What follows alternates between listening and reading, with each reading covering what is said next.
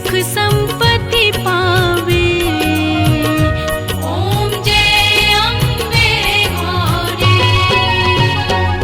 ओम जय अम्बे गौरी, मैया जय श्यामा गौरी। तुमको निस दिन ध्यावत, मैया जी को सदा मनावत, हरि ब्रह्मा शिव री।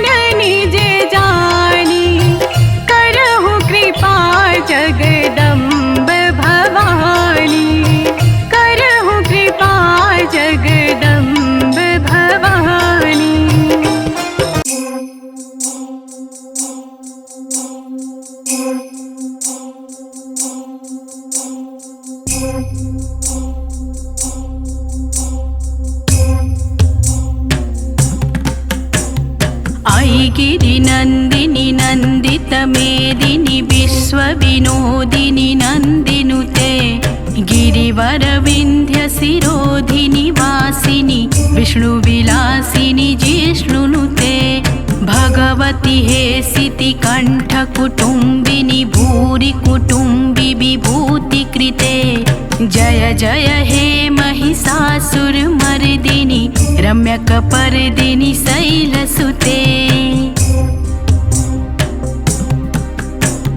सुरवर वर्षिणि दुर्धर धर्षिणि दुर्मुख मर्षिणि हर्षरते त्रिभुवन पोषिणि शंकर तोषिणि कल्मष मोषिणि घोषरते धनुजनि रोषिणि दुर्मद शोषिणि दुर्मनि रोषिणि सिन्धुसुते जय जय हे महिषासुरमर्दिनि रम्यकपर्दिनि शैलसुते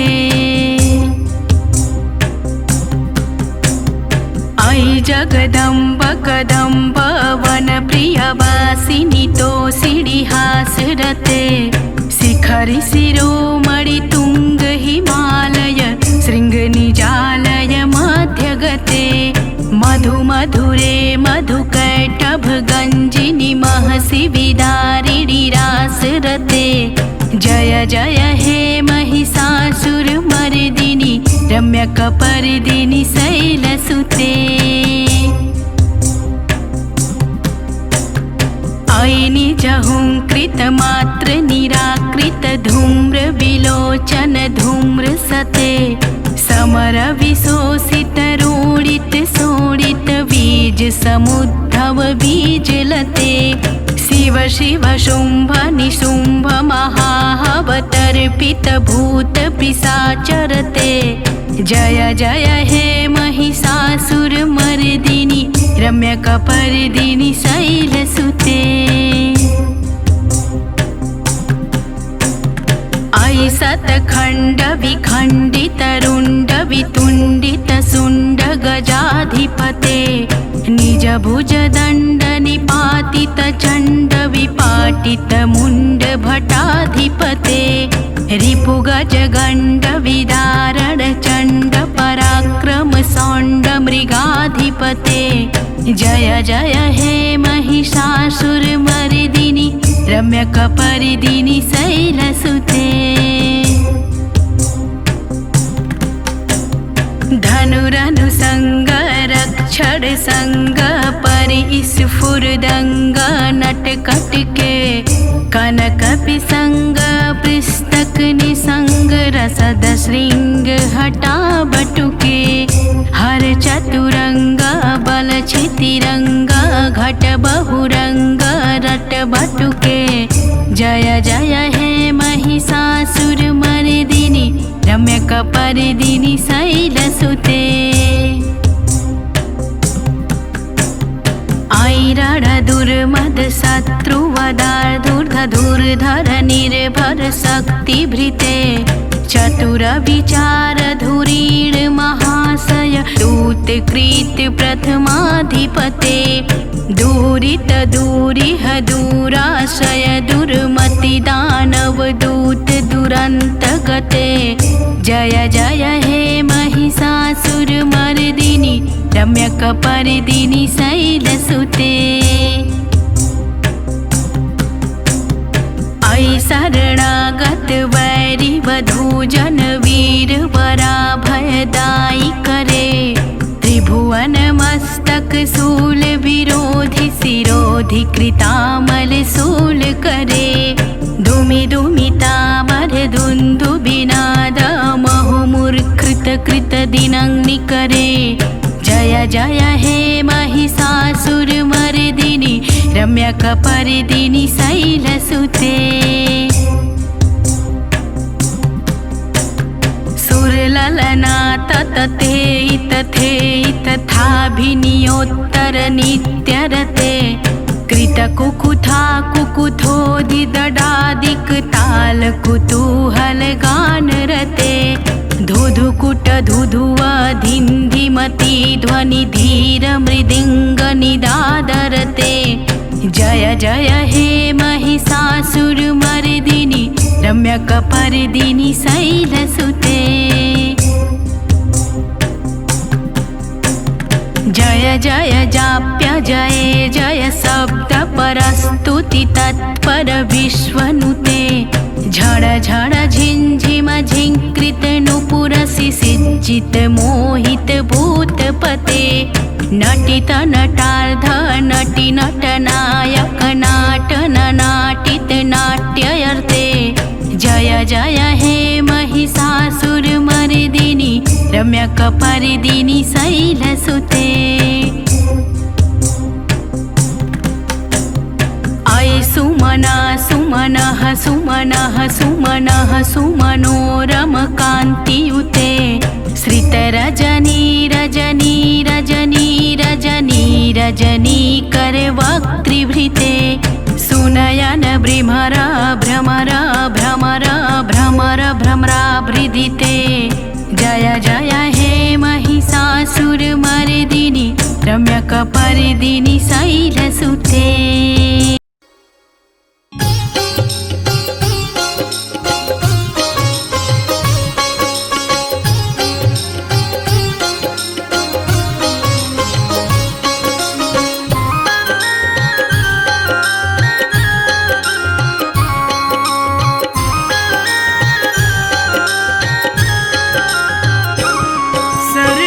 सर्वेश्वरी जगदीश्वरी सर्वे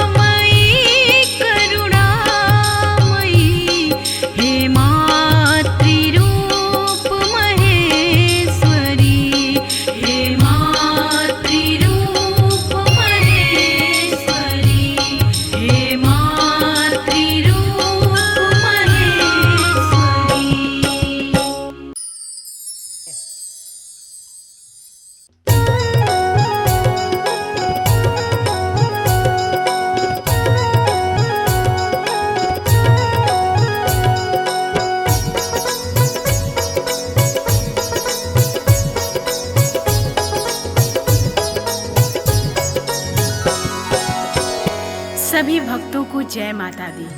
आइए आज आप सभी को माता वैष्णो की अमर कथा को बताती हूँ और श्रवण कराती हूँ। जय माता दी। माँ वैष्णो जी की अमर कहानी का इतिहास सुनाती हूँ। कैसे हुआ वध भैरवनाथ का पावन गाथा गाती हूँ।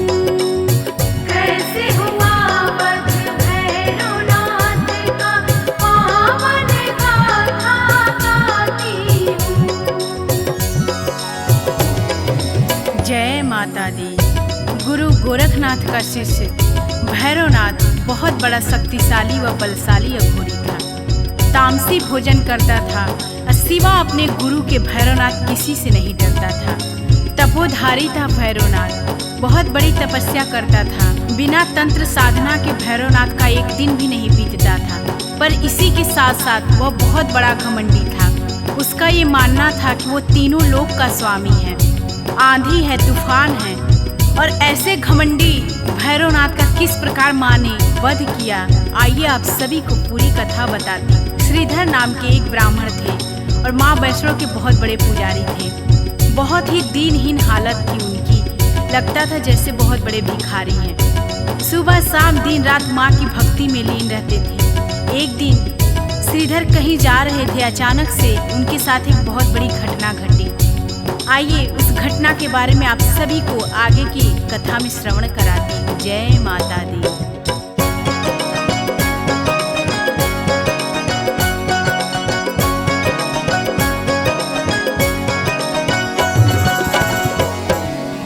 श्रीधर ने जो कुछ भी देखा आपको वही दिखलाती हूँ। माँ वैष्णो जी की अमर कहानी का इतिहास सुनाती हूँ।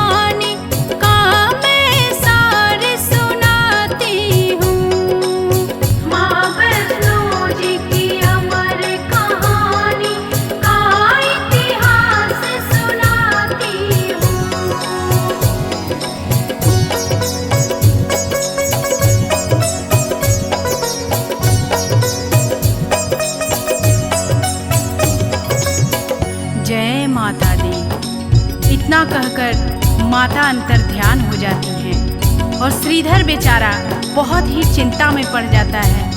और माता के कहे अनुसार श्रीधर सबको न्योता देने के लिए प्रत्येक गांव में जा जा के सबको निमंत्रण देता है कि मेरे घर माँ वैष्णो का भंडारा है, आप सभी को आना है।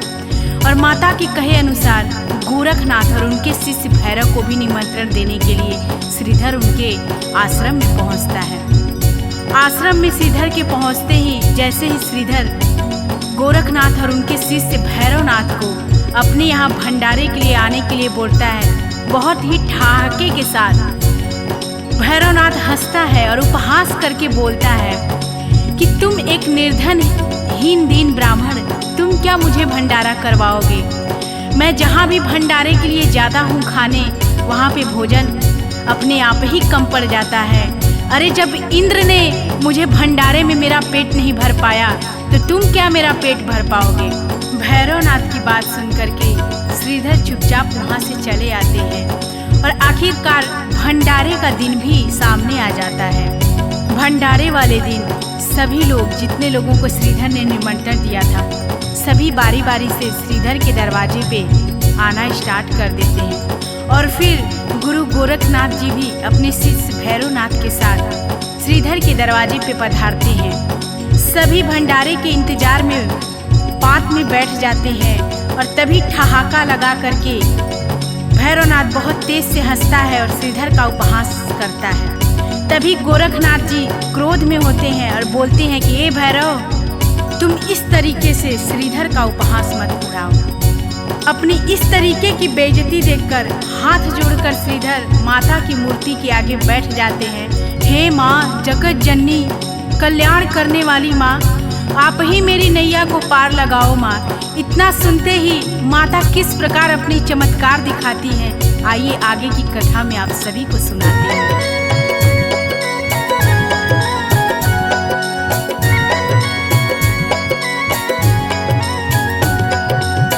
प्रकट हो गई कन्या रूप में, सुन के व्यथा जगत जननी, बोली हंस के माँ श्रीधर से, सूरत सही करो अपनी। कहा मैंने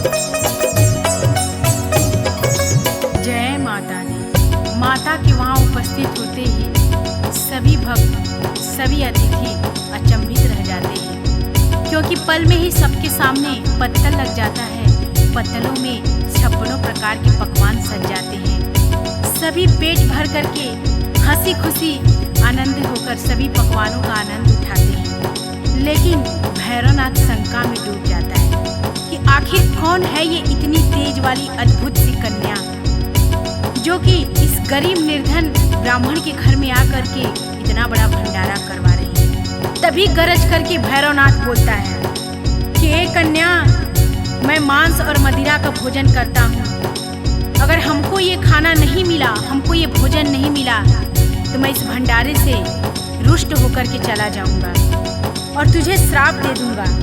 इतना सुनते ही क्रोध में आकर माता बोलती है कि भैरव, ये वैष्णव का भंडारा है और ये एक ब्राह्मण के घर का भंडारा है। ये तुम्हारा आश्रम नहीं है जहाँ पे तामसी भोजन चलता है। तो तुमको अगर खाना है तो खाओ, नहीं तो इसी तरह से वापस लौट जाओ। इतना कहकर ही माता अंतर ध्यान हो जाती हैं। आइए आगे की कथा में आपको श्रवण कराते हैं।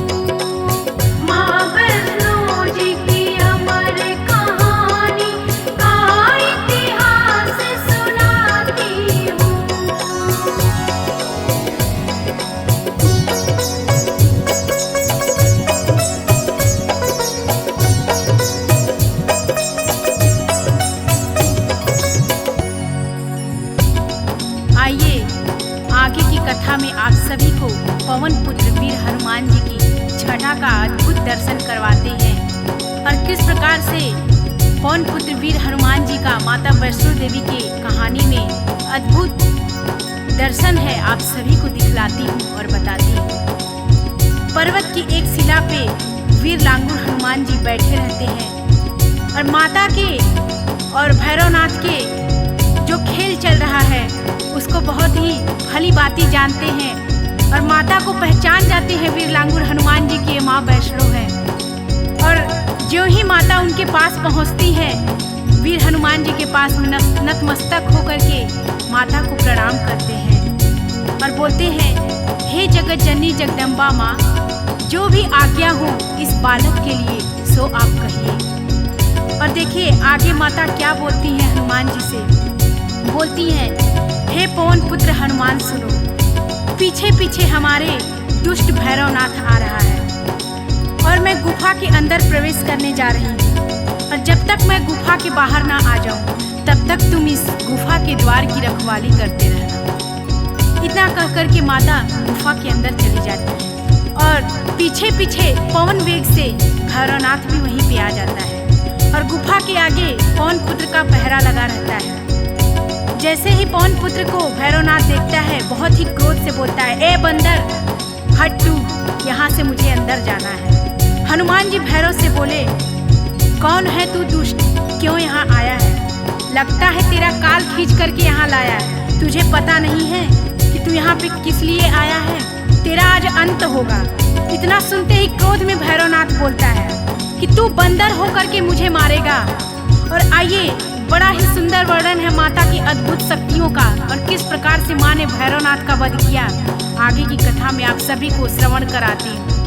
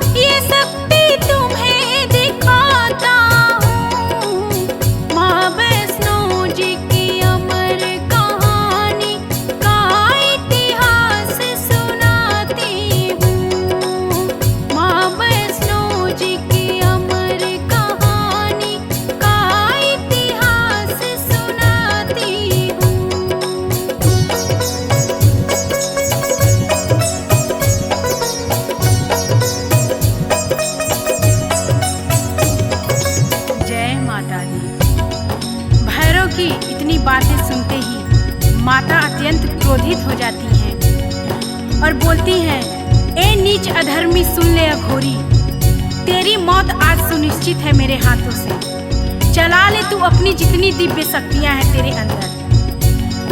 फिर माता का और भैरव का द्वंद्व युद्ध हुआ और फिर माता ने त्रिशूल चलाया और जैसे ही माता का त्रिशूल चलता है वैसे ही शैतान भैरव का शीश कट के तुरंत वही पृथ्वी पर गिर जाता है।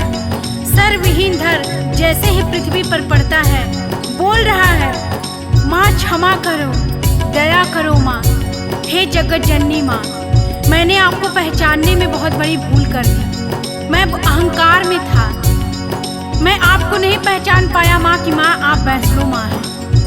आप मुझे दंड दो माँ, उद्धार करो माँ, क्षमा करो माँ। और आइए आगे क्या होता है आप सभी को कथा में श्रवण करा दें।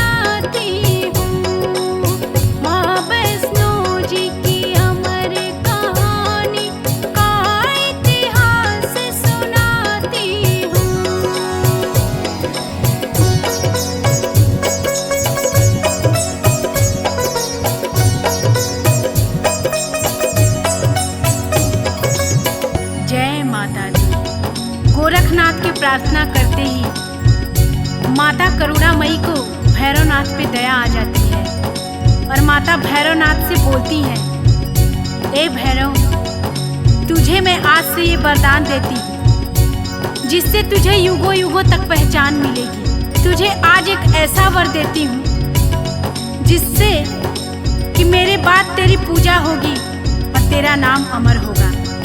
और माँ ऐसा वरदान देती है कि अगर मेरे दर्शन करने के बाद जो तुम्हारा दर्शन नहीं करेगा उसकी यात्रा और उसका दर्शन अधूरा रह जाएगा। मेरा दर्शन करे या ना करे पर तेरा दर्शन जरूरी है। भैरव बोला, धन्य हुआ माँ, अब मैं सूर्य लोक को जाता। भक्तों, जिस प्रकार करुणामयी माता ने दुष्ट शैतान भैरव का उद्धार किया, उसी प्रकार जगत जननी माँ से मैं अपने सभी भक्तों के लिए प्रार्थना करती हूँ।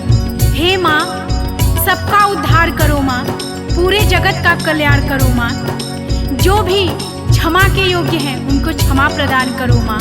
जिससे भी कोई भूल हुई है उनके भूल को माफ करो माँ। आप जग कल्याणी हो माँ, आप पाप नाशिनी हो माँ, आप जगत तारिणी हो माँ। हाथ रखो माँ हमारे सिर पे, कल्याण करो माँ। मैं अंकिता आपके चरणों में शीश झुकाती हूँ माँ, कल्याण करो माँ। जो भी इस कथा में मेरे से त्रुटि हुई होगी, आप सभी भक्तों से और माता रानी से क्षमा प्रार्थी हूँ।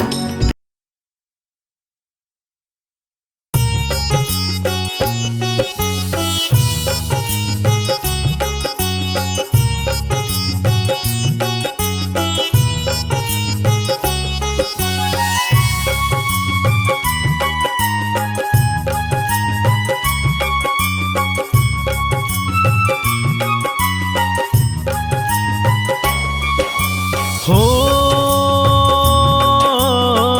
माँ की महिमा सब ही सुनाते, नाम पे जिनके नवरात्र आते। जय अम्बे माँ बोलो, जय दुर्गे माँ। जय अम्बे माँ बोलो, जय दुर्गे माँ। हो पार्वती के रूप को ध्याओ, उस रूप को मन में बसाओ। जय अम्बे माँ बोलो, जय दुर्गे माँ। जय अम्बे माँ बोलो, जय दुर्गे माँ।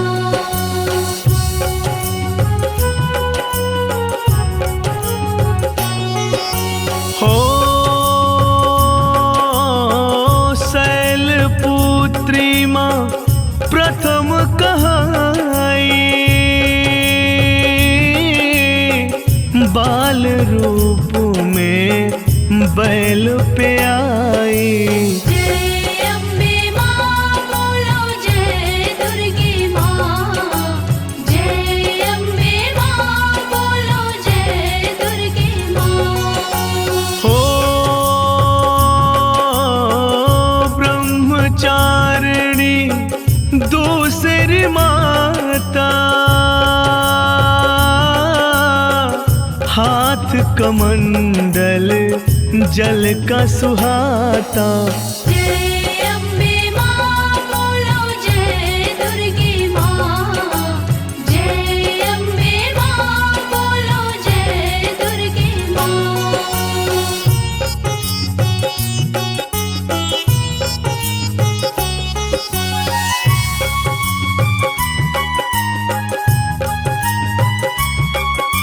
हो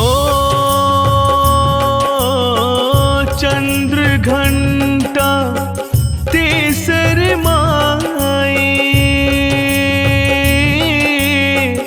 माथे चंद्रमा देता दिखाई। जय अम्बे माँ बोलो, जय दुर्गे माँ। जय अम्बे माँ बोलो, जय दुर्गे माँ। हो कुसुमांडा चौथी बलशाली, फल उपजा कर देने वाली। जय अम्बे माँ बोलो, जय दुर्गे माँ। जय अम्बे माँ बोलो, जय दुर्गे माँ।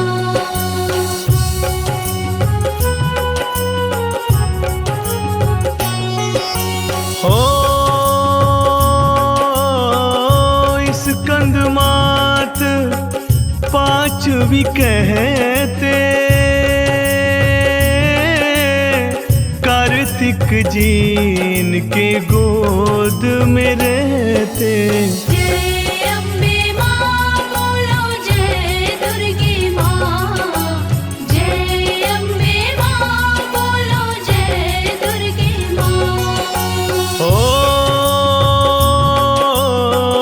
कात्यायनी माँ छठी है दर्शन, ऋषि कात्यायन ने कीन्हे पूजन। जय अम्बे माँ बोलो जय दुर्गे माँ। जय अम्बे माँ बोलो जय दुर्गे माँ।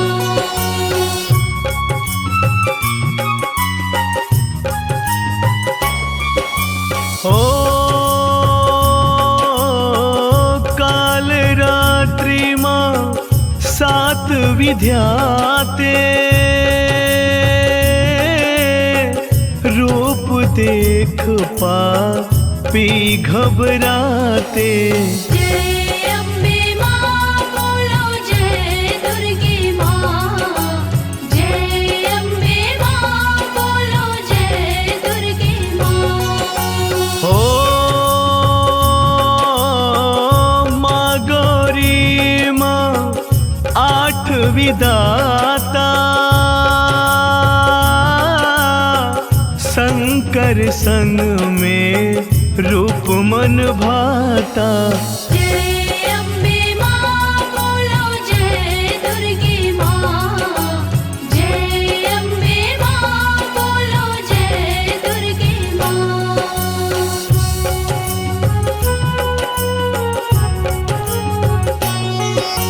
हो सिद्धिदात्री नवमी हो माँ, रिद्धि सिद्धि भक्ति अब दो माँ। जय अम्बे माँ बोलो जय दुर्गे माँ।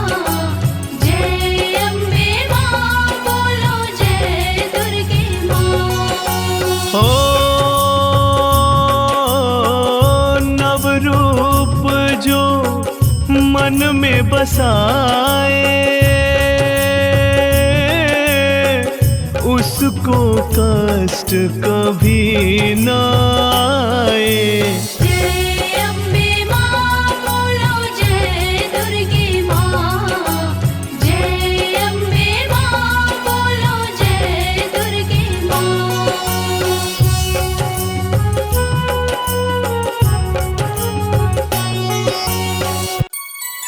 सभी भक्तों को जय माता दी। दिव्य भक्ति आराधना चैनल के माध्यम से आज मैं आप सभी भक्तों को शीतला माता की सच्ची और पूरी कथा सुनाने जा रही हूँ। श्रवण करिए। जय माता दी।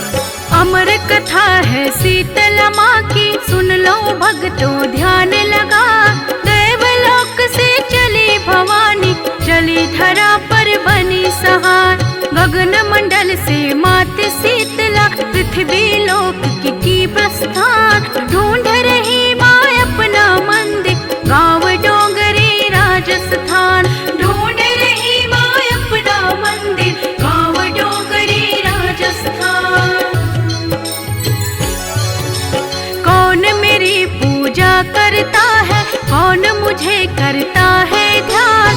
कहीं नहीं मेरा मंदिर, चौरा देख रही घर बार। घूम रही थी माँ गलियों में, देख रही हर घर दरबार।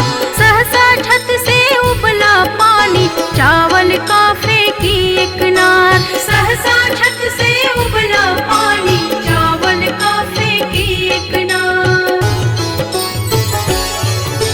पड़े फफोले माँ के तन पर, धो धो जले बदन अंगार। मदद करो कोई मदद करो माँ, चीख चीख कर करे पुकार। मदद करो कोई मदद करो माँ, चीख चीख कर करे पुकार। लेकिन गाँव का कोई सज्जन नहीं किया माँ का उपचार। घर के बाहर एक कुम्हार बैठी थी दुख में मन मार। देख दशा शीतला माँ की, वही कुम्हार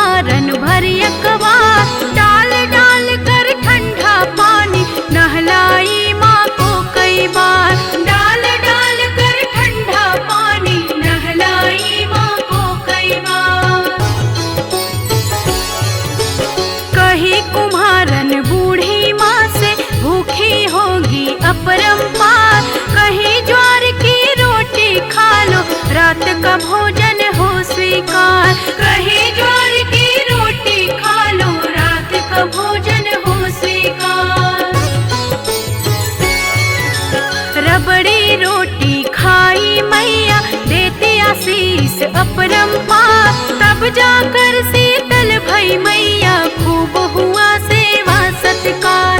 तब जाकर शीतल भई मैया, खूब हुआ सेवा सत्कार। कहा कुम्हारन ने मैया से, कितने बिखरे बाल कपार। लगे गूंथने चोटी सर पर, कंघी करने लगे हजार। देख अचानक डरे कुम्हारन, सिर में आँख का कर दीदार। लगी भागने हाथ छुड़ा के, घबराई नारी लाचार। लगे भागने हाथ छुड़ा के, घबराई नारी लाचार। रुक जा बेटी, ठहरो बेटी, करे शीतला करुण पुकार। ना मैं भूत प्रेत पैसाचन, डरो नहीं आओ निज द्वार।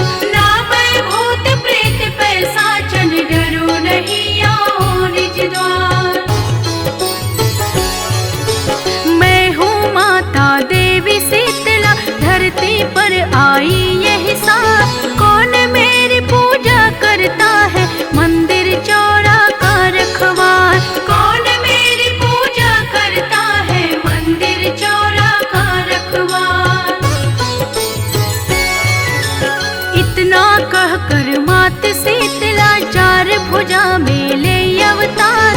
स्वर्ण मुकुट तन हीरे मोती, असली रूप प्रचंड प्रहार। स्वर्ण मुकुट तन हीरे मोती, असली रूप प्रचंड प्रहार। माँ के दर्शन कर कुम्हारन, ओटन लगी लीलार कपार। हूँ गरीब तुझे कहाँ बिठाऊं, नैना बहे अश्रु के धार। हूँ गरीब तुझे कहाँ बिठाऊं, नैना बहे अश्रु के धार। ना चौकी ना साधन घर में, ना कोई आसन है मेरी माँ। हाथ जोड़ कर खड़ी कुम्हारन, क्षमा करो हे माँ एक बार। हाथ जोड़ कर खड़ी कुम्हारन, क्षमा करो हे माँ एक बार। कुम्हारन का गधा द्वार पर खड़ा देखता रहा श्रृंगार। बैठ गई माँ गधे के ऊपर, यही मेरा आसन आधार। बैठ गई माँ गधे के ऊपर, यही मेरा आसन आधार। एक हाथ में झाड़ू, दूजे डलिया लेकर करे विचार। झाड़ू झाड़ भर फेंक के डलिया, करे गरीबी का निस्तार। झाड़ू झाड़ भर फेंक के डलिया, करे गरीबी का निस्तार। तेरी भक्ति से प्रसन्न हूँ, मांगो वर कोई तुम खार। हाथ जोड़ कर कही कुमारन, डुमरी गाँव में करो निवास। हाथ जोड़ कर कही कुमारन, डुमरी गाँव में करो निवास। जैसे मेरी दीन दशा का मैया तूने किया निवार, इसी तरह इस गाँव लोक का कर दो मैया बेड़ा पार। इसी तरह इस गाँव लोक का कर दो मैया बेड़ा पार। होली बाद सप्तमी के दिन, जो भी करे भक्ति सत्कार। दही वस्त्र ठंडा जल ढारे, उसका होए स्वप्न साकार। दही वस्त्र ठंडा जल ढारे, उसका होए स्वप्न साकार। नारी सुहागन सदा रहे, वह गोद भरे अन्न धन भंडार। पुरुष चढ़ावे फूल नारियल, सुखी रहे उसका परिवार। पुरुष चढ़ावे फूल नारियल, सुखी रहे उसका परिवार। बेटी तेरा वर हो पूरा, देती पूजा का अधिकार।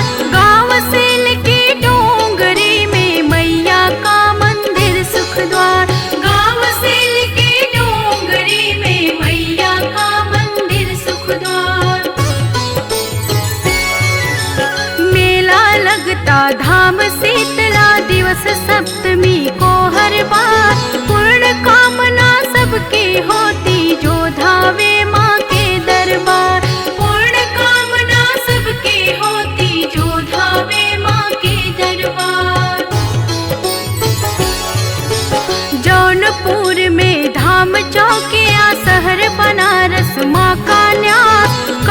शीतला धाम को सांबे देश विदेश करे अरदास। करे शीतला धाम को सांबे देश विदेश करे अरदास। अदलपुरा में धाम शीतला बुढ़िया माई हथियारा। अहरौरा मिर्जापुर मैया बसे खोह मेले विश्राम। अहरौरा मिर्जापुर मैया बसे खोह मेले विश्राम। ढोलक ताल मजीरा बाज निस दिन मैया के दरबार। जो नित दिन भजन सुनावे भर देती अन धन घर द्वार। जो नित दिन ये भजन सुनावे भर देती अन धन घर द्वार।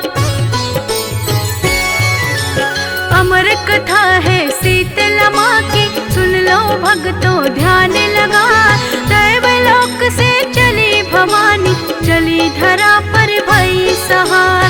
दैवलोक से चली भवानी चली धरा पर भई सहार। दैवलोक से चली भवानी चली धरा पर भई सहार। दैवलोक से चली भवानी चली धरा पर भई सहार।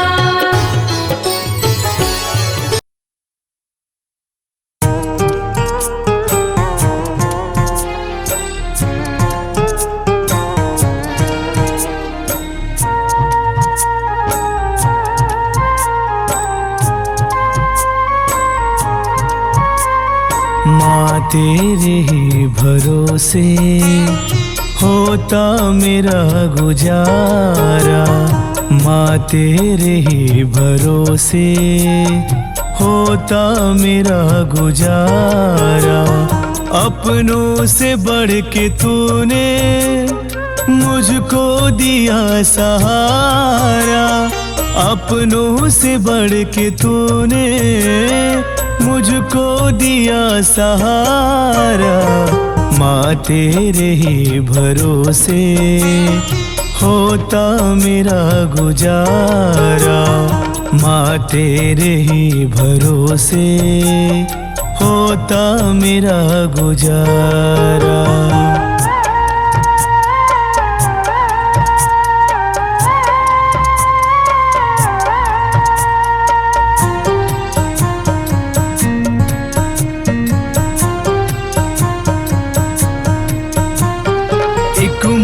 की तरह ममता तूने लुटाया मुझ पर। भूला नहीं हूँ मैया जीवन का हर एक पल। तुझे साथ अपने पाया जब भी तुझे पुकारा। माँ तेरे ही भरोसे होता मेरा गुजारा।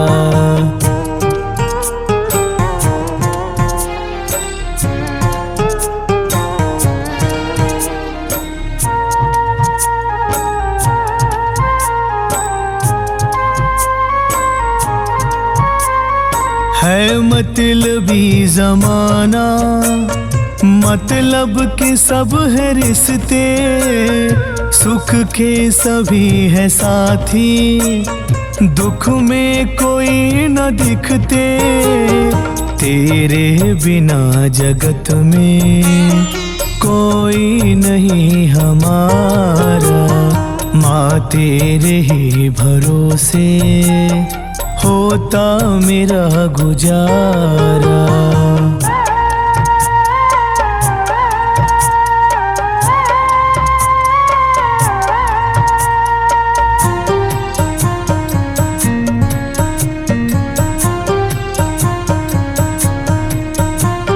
तुम साथ हो जो मेरे किस चीज की कमी है।